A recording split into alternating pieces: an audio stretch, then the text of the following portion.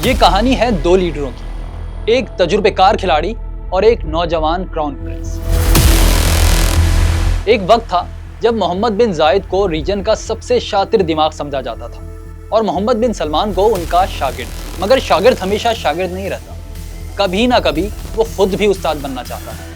फिर शुरू होता है बड़ा मुकाबला। ऐसा ही हुआ है सऊदी अरब और यूएई के बीच, जहां दो ताकतवर अफराद में रीजन को लीड करने और इकोनॉमिक पावर बढ़ाने की जंग हो रही है। ये जंग टैंकों और मिसाइलों से नहीं लड़ी जा रही, ना उसमें बाकायदा ऐलान जंग हुआ है, मगर फिर भी ये जंग है ऑयल प्रोडक्शन में, इंटरनेशनल ट्रेड में और डिप्लोमेटिक फील्ड में। मगर इस खामोश जंग की चिंगारी कहां से उठी? दो दोस्त आपस में दुश्मन कैसे बन गए? इनकलाब पर आज हम इसी टॉपिक पर बात करेंगे। आपसे रिक्वेस्ट है कि हमारा चैनल अगर अभी तक आपने सब्सक्राइब नहीं किया होगा तो इसे सब्सक्राइब जरूर कर लें और बेल आइकन भी जरूर दबा दें। तो आइए मिडिल ईस्ट चलते हैं।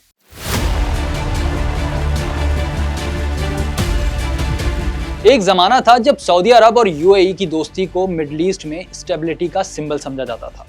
ईरान की बढ़ती हुई ताकत और इन्फ्लुएंस के मुकाबले में ये दोनों रियासतें एक मजबूत दीवार समझी जाती थी। इसीलिए उन्हें वॉशिंगटन और यूरोपीय मुल्कों की आशीर्वाद भी हासिल थी। पूरा वेस्ट ईरान के मुकाबले में सऊदी यूएई अलायंस को सपोर्ट करता था। मगर आज ये अलायंस, ये इत्तेहाद तारीख बन चुका है और उसकी जंग एक ऐसे मुकाबले ने ले ली है जिसमें दोनों मुल्क एक ही मैदान में हैं, मगर अब शाना बशाना नहीं बल्कि एक दूसरे के मद्दे मुकाबिल है। मिडिल ईस्ट की कहानी में आने वाले इस ट्विस्ट को समझने के लिए हमें उन मुल्कों के लीडरों को भी समझना होगा, क्योंकि जदीद मिडिल ईस्ट में फैसले इदारे कम और अफराद ज्यादा करते हैं। सऊदी वली अहद मोहम्मद बिन सलमान और इमाराती सदर शेख मोहम्मद बिन जायद, ये दो नाम दरअसल इस पूरे पॉलिटिकल एवोल्यूशन की कुंजी हैं। 2 दिसंबर 1971 को यूएई को ब्रिटेन से मुकम्मल आजादी मिली। उस वक्त सऊदी अरब पूरे रीजन का अनडिस्प्यूटेड लीडर था, तेल की दौलत से मालामाल। शाह फैसल बिन अब्दुल अजीज की लीडरशिप में पूरे अरब वर्ल्ड के लिए रोल मॉडल। इमारात उस वक्त एक छोटी मगर उभरती हुई रियासत थी जिसे अपनी डेवलपमेंट और स्टेबिलिटी के लिए सऊदी अरब की पॉलिटिकल सपोर्ट चाहिए थी। दोनों मुल्कों के दरमियान 1974 में जद्दा एग्रीमेंट हुआ। सऊदी अरब ने यूएई को आजाद मुल्क माना। कुछ लो कुछ दो के तहत बॉर्डर के ज्यादातर झगड़े निपटा लिए गए। सब कुछ बहुत अच्छा चल रहा था। 1981 में गल्फ कॉर्पोरेशन काउंसिल बनाई गई जो दोनों मुल्कों को और करीब ले आई। इस काउंसिल का मकसद डिफेंस, इकोनॉमिक्स और दूसरे शोबों में ताल्लुकात को बढ़ाना था। 1979 में ईरान में आने वाले इस्लामिक इनकलाब ने पूरे गल्फ रीजन को हिला कर रख दिया था। ईरान के खौफ ने सऊदी अरब और इमारात के रिलेशन को मजबूत किया।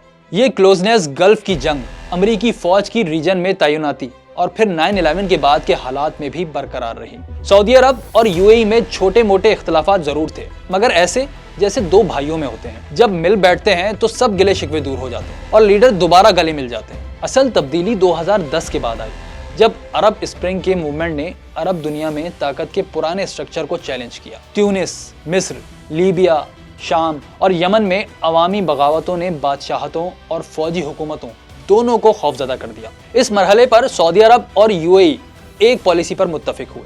सियासी इस्लाम, अखवानुल मुस्लिमून और अवामी सियासत को हर कीमत पर रोकना होगा। यही वो दौर था जब यूएई के शेख मोहम्मद बिन जायद का किरदार गैर मामूली अहमियत इख्तियार कर गया। वो बरसों से इमारात की असल ताकत समझे जाते थे। अगरचे बाज़ाब्ता तौर पर सदर नहीं थे, मगर उनके पास न सिर्फ मिलिट्री एक्सपीरियंस था बल्कि वेस्टर्न वर्ल्ड में गहरे कनेक्शन भी थे। वॉशिंगटन में उन्हें एक जिम्मेदार, समझदार और भरोसे के काबिल पार्टनर समझा जाता था। 2015 में शाह सलमान सऊदी अरब के बादशाह बने और मोहम्मद बिन सलमान तेजी से पावर सेंटर में नुमाया हुए। शेख मोहम्मद बिन जायद इसी वक्त समझ गए कि ये नौजवान रीजन का लीडर साबित हो सकता है। इस वक्त मोहम्मद बिन सलमान कम उम्र, ना तजुर्बेकार थे और वेस्ट में उन्हें कोई पहचानता नहीं था। शेख मोहम्मद बिन जायद और यूएई की दूसरी लीडरशिप ने न सिर्फ मोहम्मद बिन सलमान को पॉलिटिकल गाइडेंस दी बल्कि वेस्टर्न मीडिया और पॉलिसी मेकरों में उनकी इमेज बिल्डिंग में भी अहम किरदार अदा किया। यही वजह है कि बहुत से एनालिस्ट मोहम्मद बिन जायद के और मोहम्मद बिन सलमान के ताल्लुक को मेंटोर और शागिर्द का रिश्ता करार देते थे। मोहम्मद बिन जायद वॉशिंगटन में मोहम्मद बिन सलमान के सबसे बड़े सिफारशी बन गए। यमन की जंग हो या कतर का बायकॉट, दोनों लीडर एक ही सफ में खड़े दिखाई देते थे। उस वक्त सऊदी यूएई अलायंस अपनी मजबूत तरीन हालत में था। यमन की जंग इस अलायंस की सबसे क्लियर मिसाल थी। मार्च 2015 में जब सऊदी अरब ने यमन में फौजी कार्रवाइयों का ऐलान किया तो यूएई न सिर्फ इस अलायंस में शामिल हुआ बल्कि उसने जमीनी और समंदरी महाज पर अहम किरदार अदा किया। शुरू में दोनों का मकसद एक था, हूसियों को पीछे धकेलना और यमन में अपनी पसंद की हुकूमत बहाल करना। लेकिन जैसे जैसे जंग लंबी होती गई, दोनों मुल्कों की प्रेफरेंसेस बदलने लगी। सऊदी अरब के बॉर्डर यमन से डायरेक्ट मिले हुए हैं, इसीलिए मामला उनकी सलामती और खुद मुख्तारी का भी मसला था। वो किसी सूरत में एक टूटा हुआ यमन नहीं चाहता था, क्योंकि उसका मतलब होता कि उसके सदरन बॉर्डर पर मुस्तकिल अनस्टेबिलिटी रहती। उधर यूएई की दिलचस्पी जुनूबी यमन की पोर्ट्स, समंदरी रास्तों और स्ट्रेटेजिक जगहों में बढ़ती चली गई। यूएई ने सदरन ट्रांजिशनल काउंसिल जैसे ग्रुपों को सपोर्ट करना शुरू कर दिया, जो यमन को तोड़ना चाहते थे। ये वो पहला मोड़ था जहां से सऊदी अरब और यूएई के रास्ते अलग होना शुरू हुए और दोनों मुख्तलिफ समतों में चलने लगे। अगरचे उस वक्त तक ये डिफरेंसेस खुलकर सामने नहीं आए थे, मगर बीज बो दिया गया था। 2017 में सऊदी अरब यूएई अलायंस का एक और इम्तिहान सामने आया। सऊदी अरब, यूएई, मिस्र और बहरीन ने कतर पर दहशतगर्दी की सपोर्ट और ईरान से करीबी ताल्लुकात कायम करने का इल्जाम लगाया और कतर का सोशल बाइकआउट कर दिया। इस पर डिप्लोमेटिक और इकोनॉमिक पाबंदियां लगा दी गई। मोहम्मद बिन सलमान और मोहम्मद बिन जायद इस फैसले में एक साथ नजर आए, मगर अंदरूनी तौर पर सोच का फर्क था। इमारात कतर को मुकम्मल तौर पर कुचलना चाहता था, जबकि सऊदी अरब इसे दबाव में रखकर बातें मनवाना चाहता था। यही फर्क जनवरी 2021 में अल उला मुआहिदे के जरिए खुलकर सामने आ गया। सऊदी अरब ने इस एग्रीमेंट के जरिए अचानक कतर के साथ रिलेशन बहाल करने का ऐलान किया। ये फैसला मोहम्मद बिन सलमान ने मोहम्मद बिन जायद को एतमाद में लिए बगैर किया था। भाइयों के बीच दरार बढ़ गई। अबू धाबी में इसे न सिर्फ एक सिफारती झटका बल्कि भरोसा तोड़ने वाले अमल के तौर पर देखा गया। यही वो लम्हा था जहां मोहम्मद बिन सलमान ने पहली बार ये क्लियर कर दिया कि अब वो अपनी फॉरेन पॉलिसी में किसी के साए में नहीं रहना चाहते, वो अपने फैसले खुद करेंगे। अल उला मुआहिदे के बाद सऊदी अरब ने एक इंडिपेंडेंट और सॉवरन फॉरेन पॉलिसी अपनाना शुरू की। ईरान के साथ बातचीत, तुर्की से ताल्लुकात की बहाली और रीजन में नए बैलेंस ऑफ पावर की कोशिश उसका हिस्सा थी। दूसरी तरफ अमारात अपनी हार्ड लाइनर पॉलिसी पर कायम रहा। सोच और अप्रोच का यही फर्क वक्त के साथ मोहम्मद बिन सलमान और मोहम्मद बिन जायद में जाती दूरियां बढ़ाने लगा। 2021 के बाद मोहम्मद बिन सलमान ने सऊदी अरब के इंटरनल मामलात में अपनी पकड़ मजबूत कर ली थी। रॉयल फैमिली के अंदर उनकी मुखालफत करने वाला कोई नहीं था और वो खुद को पूरे रीजन का अनडिस्प्यूटेड लीडर समझने लगे थे। इसी दौर में उन्होंने खुद को यूएई के इन्फ्लुएंस से निकालने का अमल तेज कर दिया। यही अमल आगे चलकर ओपन कन्फ्रंटेशन यानी खुले झगड़े की बुनियाद बना। अल उला एग्रीमेंट बज़ाहिर गल्फ कोऑपरेशन काउंसिल के अंदर दरारें भरने के लिए किया गया था, मगर हकीकत में इस एग्रीमेंट ने सऊदी अरब और यूएई के दरमियान ताल्लुकात की खराबी को एक्सट्रीम लेवल पर पहुंचा दिया था। कतर के साथ सऊदी अरब के रिलेशन दोबारा कायम होने से उनका कॉमन एनिमी खत्म हो गया था और दोनों मुल्क पहली बार एक दूसरे के सामने खड़े हो चुके थे। अब अलायंस के लिए रीजन में कोई फौरी थ्रेट नहीं था, इसीलिए दबे हुए इख्तलाफात पूरी शिद्दत के साथ उभरने लगे। अल उला के बाद यमन में भी खुलकर कन्फ्रंटेशन होने लगा। अगरचे दोनों मुमालिक ने फॉर्मली एक दूसरे के खिलाफ बयानबाजी नहीं की, मगर ग्राउंड रियलिटी ये थी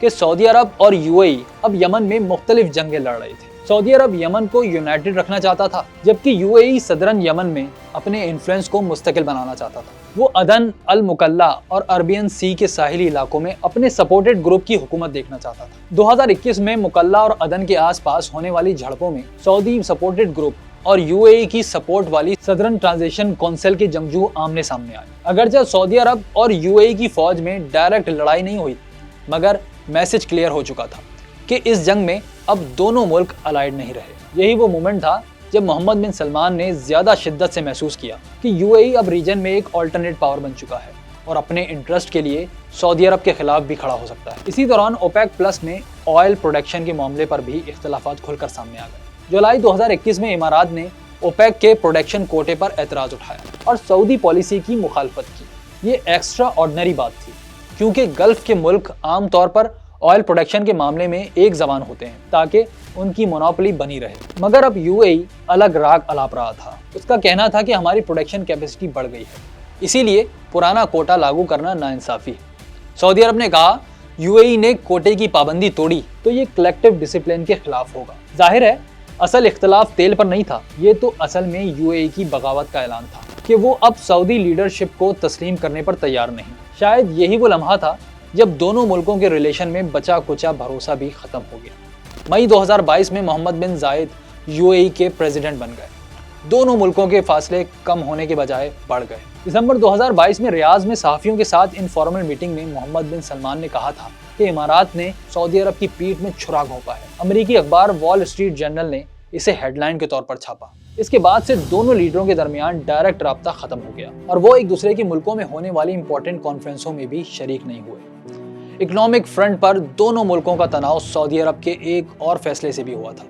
2021 में ही सऊदी अरब ने ऐलान किया कि 2024 के बाद सिर्फ वही गैर मुल्की कंपनियां सरकारी ठेके हासिल कर सकेंगी जिनके रीजनल हेडक्वार्टर सऊदी अरब में होंगे। ये ऐलान दरअसल दुबई के खिलाफ एक डायरेक्ट चैलेंज था, जो 40 साल से मिडल ईस्ट का फाइनेंशियल हब बना हुआ था। हर मल्टीनेशनल कंपनी का रीजनल हेडक्वार्टर दुबई में ही था।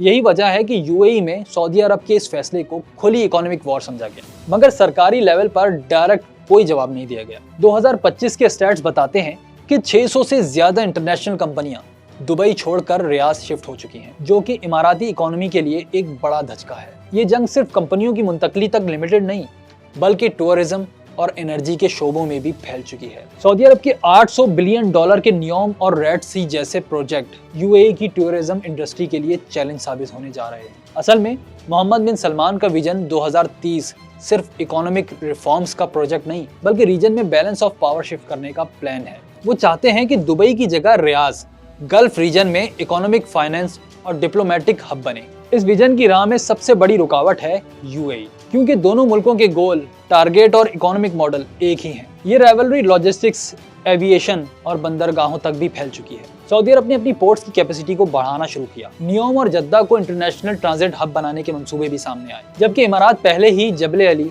अबू धाबी और फजैरा के जरिए इंटरनेशनल ट्रेड का अहम खिलाड़ी है। इसीलिए अब ताउन के दरवाजे बंद हो गए और मुकाबले की दौड़ तेज हो गई। डिप्लोमेटिक साइड पर भी दोनों ममालिक के रास्ते अलग हो चुके हैं। सऊदी अरब ने ईरान के साथ डायरेक्ट डायलॉग शुरू किए, फिर 2023 में ईरान के साथ डिप्लोमेटिक रिलेशन रिस्टोर भी कर लिए। इमारात ने अगरचा ईरान के साथ तिजारत बहुत पहले से जारी रखी थी, मगर इसने ईरान के रीजनल रोल पर कभी नरम रवैया अख्तियार नहीं किया। यहाँ मोहम्मद बिन सलमान और मोहम्मद बिन जायद के पर्सनल रिलेशन का किरदार फिर नुमाया हो जाता है। एक वक्त था जब मोहम्मद बिन जायद मोहम्मद बिन सलमान के लिए पॉलिटिकल गाइडेंस का जरिया समझे जाते थे, मगर जैसे जैसे मोहम्मद बिन सलमान की ताकत बढ़ी, वैसे वैसे ये रिलेशन कमजोर होता गया। अब मोहम्मद बिन सलमान किसी मेंटोर को कबूल करने के लिए तैयार नहीं थे।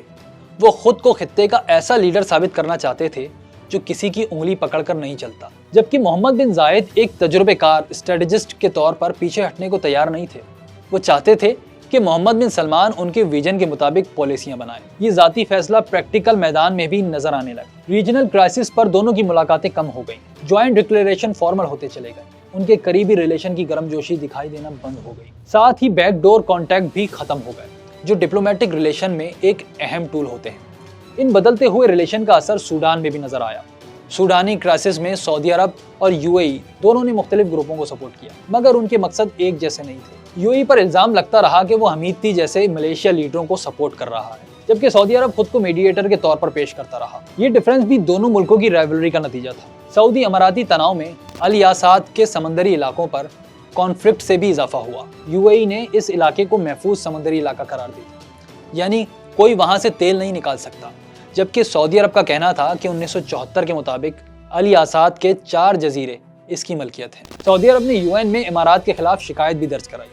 उधर इमारात का कहना था कि 1974 के एग्रीमेंट में अल यासात के 4 जजीरे शामिल नहीं थे। असल में ये इलाका न सिर्फ स्ट्रेटजिक लिहाज से अहम है, बल्कि यहाँ तेल और गैस के भी बड़े ज़खायर हो सकते हैं। अल यासात का कॉन्फ्लिक्ट भी बताता है कि अब दोनों मुल्कों की राइवलरी सिर्फ पॉलिटिकल बयानों तक महदूद नहीं, बल्कि ज़मीन और समंदर की मलकियत की बुनियादी सवालों तक फैल चुकी है, जहां दोनों मुल्क अपने नक्शों और सरहदों को बचाने के लिए किसी भी हद तक जा सकते हैं। दोनों मुल्कों के दरमियान टेंशन इस वक्त भी हाईएस्ट लेवल पर पहुंच गई थी, जब दिसंबर 2025 में सऊदी फ़िज़ाइया ने यमन की बंदरगाह मकल्ला पर डायरेक्ट बमबारी की थी। सऊदी अरब ने इस हमले का रीज़न देते हुए क्लेम किया था कि इमाराती बंदरगाह फजेरा से आने वाले बहरी जहाज यमन के सदरन ट्रांजिशन काउंसिल को असला फराम कर रहे थे, जो सऊदी अरब के खिलाफ लड़ रही है। सऊदी फॉरेन मिनिस्ट्री ने इसे अपने नेशनल सिक्योरिटी के लिए रेड लाइन करार देते हुए वाजे कर दिया है कि वो अपने बॉर्डर पर इमाराती सपोर्टेड मलेशियाओं की कार्रवाइयां अब मजीद बर्दाश्त नहीं करेगा। इस वाक़ये से पहले एक और डेवलपमेंट भी हुई थी, जब सितंबर 2025 में सऊदी अरब ने पाकिस्तान के साथ एक हिस्टोरिक डिफेंस डील साइन की। दी स्ट्रेटेजिक म्यूचुअल डिफेंस एग्रीमेंट कितना अहम है